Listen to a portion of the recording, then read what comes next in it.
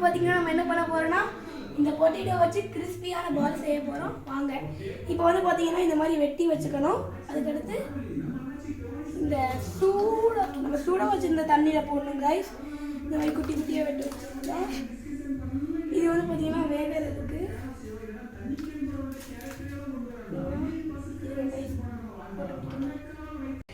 அதுக்கடுத்து வந்து பார்த்தீங்கன்னா வெந்துருச்சு. அதுக்கடுத்து நம்ம வந்து பார்த்தீங்கன்னா இந்த பார்த்துக்கோங்க, இதை ஆஃப் பண்ணிக்கணும். ஆஃப் பண்ணிட்டு ஒரு பவுல் எடுத்துக்கணும். இந்த பவுலில் உருளைக்கிழங்குலாம் எடுத்து போட்டுக்கணும் ஃப்ரெண்ட்ஸ். இதை நான் உங்களுக்கு போட்டு முடிச்சதுக்கப்புறம் கண்டினியூ பண்ணுறேன். ஃப்ரெண்ட்ஸ் வந்து பார்த்தீங்கன்னா நம்ம வந்து பார்த்தீங்கன்னா வேக வச்சதெல்லாம் எடுத்துட்டோம். அதுக்கடுத்து இந்த மாதிரி ஃபோர்க் எடுத்து நம்ம ஸ்மாஷ் பண்ணோம். பார்த்தீங்கன்னா நம்ம ஸ்மாஷ் பண்ணி முடிச்சிட்டோம். இந்த அளவுக்கு உப்பு மட்டும் போட்டுக்கணும். பார்த்தீங்கன்னா உப்பு போட்டுட்டேன். இது போடணும் கைஸ். இந்த chilli powder guys, chilli powder போடணும். சில்லி பவுடர் வந்து பார்த்தீங்கன்னா நான் போட்டுட்ருக்கேன். பார்த்தீங்கன்னா இந்த அளவுக்கு போட்டுக்கணும். அதுக்கடுத்து வந்து பார்த்தீங்கன்னா நம்ம வந்து பார்த்தீங்கன்னா பிளாக் பெப்பர் பவுடர் போட போகிறோம்.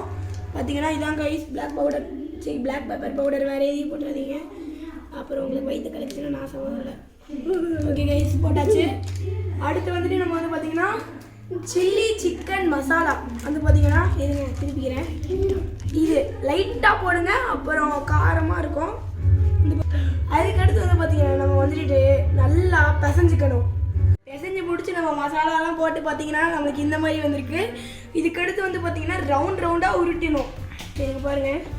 ஃபஸ்ட்டு வந்துட்டு எண்ணெய் இருக்குல்ல, எண்ணெயை நீங்கள் அந்த சட்டியை வச்சு பாம் ஆயில் ஊற்றி கொஞ்சம் நேரம் அது நல்லா சூடாக வரைக்கும் இந்த மாதிரி வச்சுக்கணும். அதுக்கடுத்து குட்டி குட்டி உருண்டையாக பிடிச்சிவிங்க. எங்கள்கிட்ட மாவு கம்மியாக இருக்கிறதுனால நாங்கள் இவ்வளோ குட்டி குட்டியாக பிடிச்சி இப்படி போடுறோம். இந்த மாதிரி நீங்களும் குட்டி குட்டியாக போடுங்க. ஃபைனல் அவுட்புட் பார்க்கலாம்.